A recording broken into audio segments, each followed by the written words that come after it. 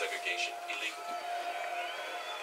The new campaign would be a fight for congressionally guaranteed voting rights. The battle would begin in Selma. Blacks had no guarantee for the right to vote in local and state elections.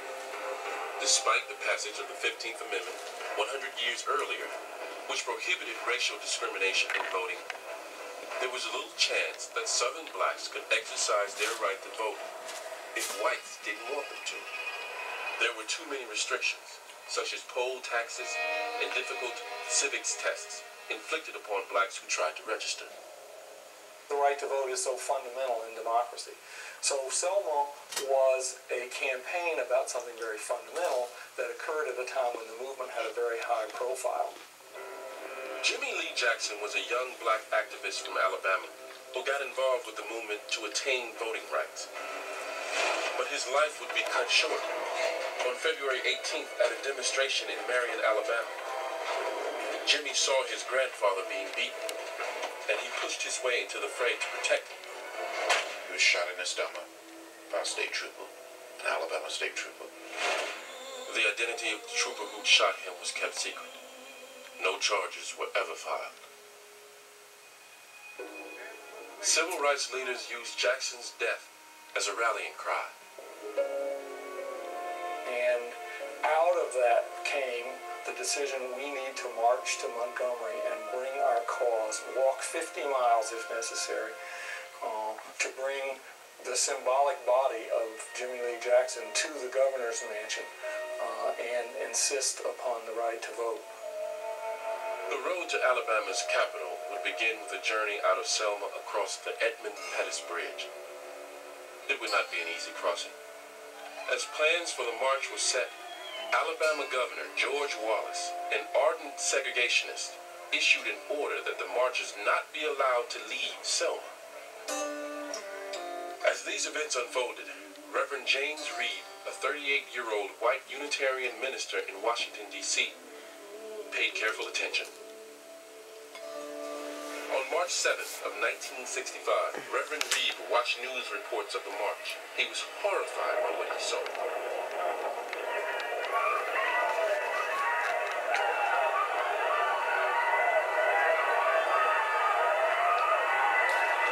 The brutality that ensued came to be known as Bloody Sunday. John Lewis was there. I can still hear the moans, the groans, and people crying out for help. I was sitting here while state trooper with a nightstick. To this day, I don't know how I made it back across that bridge, back through the streets of Selma, back to the little church that we had left for.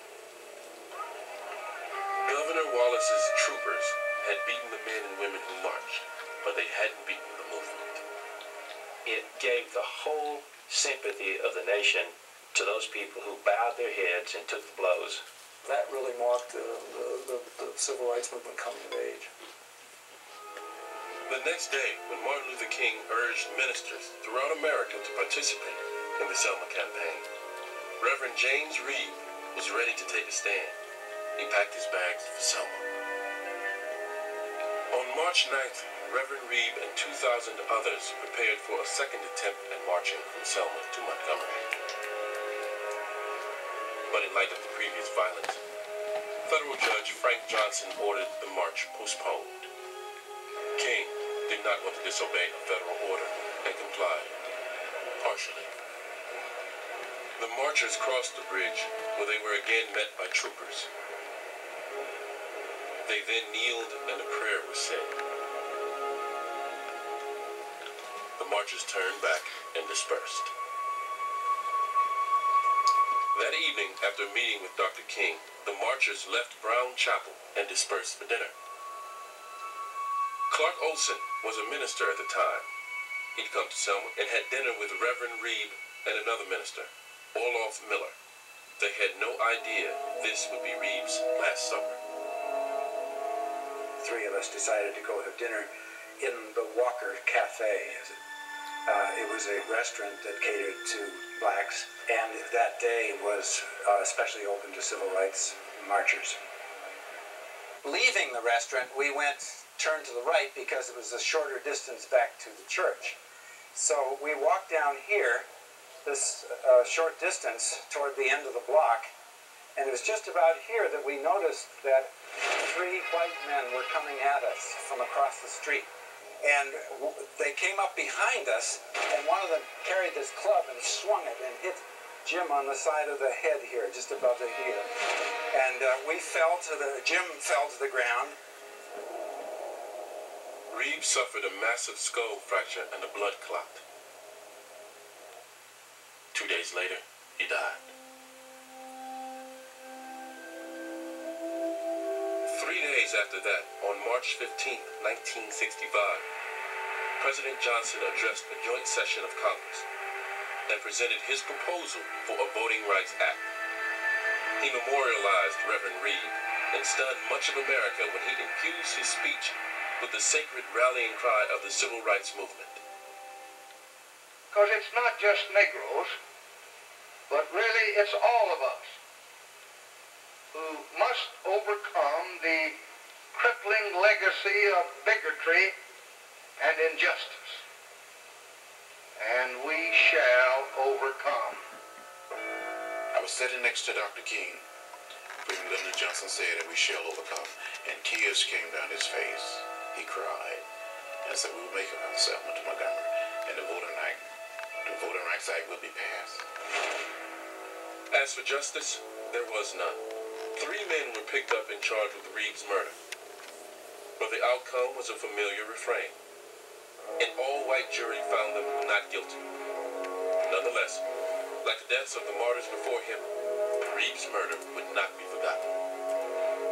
I think it affected people in the South. I think Christian people looked at a minister being beat to death and thought, this may not be Christian what people are doing against these black people. I think it started, planted some seeds of fairness. Viola Liuzzo was a different kind of martyr. She was the only white woman to be murdered while participating in the civil rights movement. Even as young children, we knew that our mom was different from the other moms that we knew. She was spontaneous, she was playful, she was not regimented into the housewife routine. Viola Liuzzo was different from many of the mothers in Detroit. For one thing, she was a daughter of the South, growing up in Georgia and Tennessee. She grew up in the Jim Crow South. She saw discrimination firsthand, and she knew that she was as poor or poorer than many of the people who were discriminated against, but she did not feel that same sting. Even when she moved to Detroit, Viola never stopped caring about people who were less fortunate. But she got married and became a mother of 5, and that became her passion. Viola admired people who committed themselves to the civil rights movement. When the Selma campaign began, she followed it carefully. On March 7, 1965, she found herself watching the same televised footage that had stirred Reverend James Reed. When Reed was killed, Viola Liuzzo cried, and then began to pack for a journey to Selma, Alabama.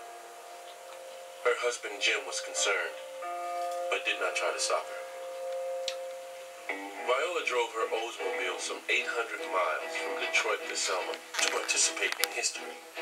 After 2 failed attempts by Martin Luther King and the civil rights marchers to walk from Selma to Montgomery, they were finally successful, thanks in large part to the protection they received from President Johnson, who sent in federal troops. On March 25th in Montgomery, after a 3-day march, the demonstrators gathered at the Capitol. Despite the suffering that marred the journey, they were jubilant. We on the move now. Yes, sir. The beating and killing of our clergymen and young people will not divert us. We on the move now. Yes, sir. At the conclusion of the march, Viola Liuzzo shuttled weary protesters back to Selma. She was accompanied by a young black man named Leroy Moulton. But there were Klansmen in Selma.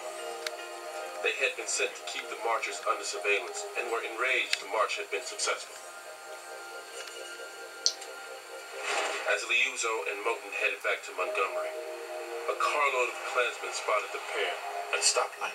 They were a perfect symbol of everything the South hated the most at that point in time. An outside agitator mixing with black people. The Klansmen followed Liuzzo's car along Highway 80 for 20 miles.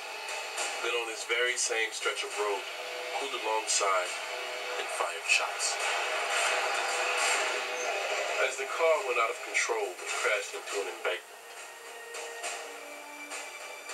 Leroy, who played dead when the Klansmen stopped to check their work, was injured but survived. Viola had been shot in the head and died instantly. Within hours, the Liuzzo family learned the awful truth. The death of Viola Liuzzo, as well as those of Reverend James Reeb and Jimmy Lee Jackson, were not in vain.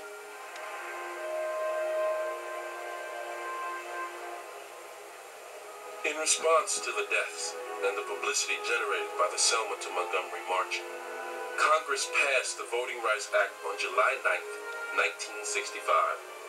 The bill outlawed obstacles to black voting and authorized federal officials to enforce fair voting practices. All over the South, thousands of blacks would register to vote during the following year. Even with the right to vote protected by law, the act of voting remained dangerous. As a civil rights activist helped blacks register, a Klan leader would contrive a desperate scheme to slow the onrushing tide of equality.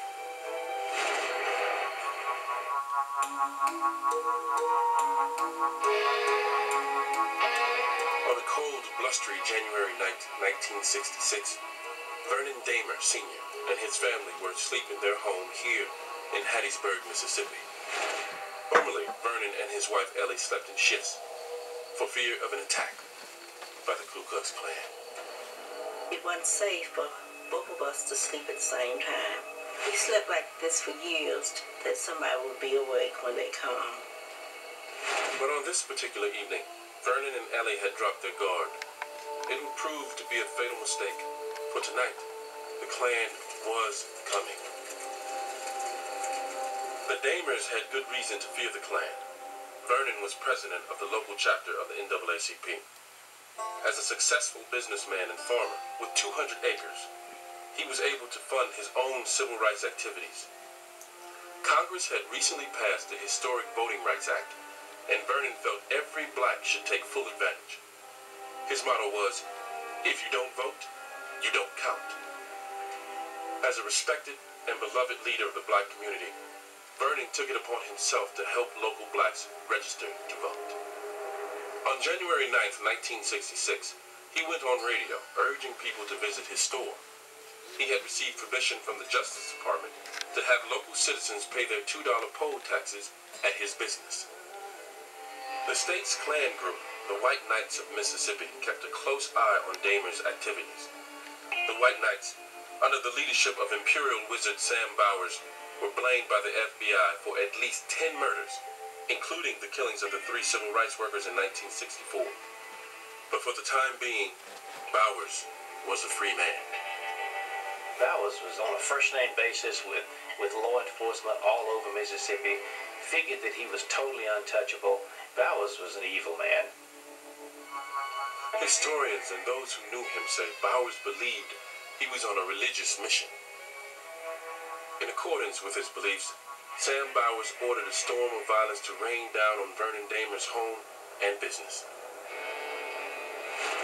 Only hours after Vernon had announced his voter registration drive, 2 carloads of Klansmen arrived in the dead of night to carry out the plan. They were 8 in all. Ellie Damer awoke to the frightening sounds and smoky smell of the attack. Daddy, go! Vernon urged Ellie to hurry out of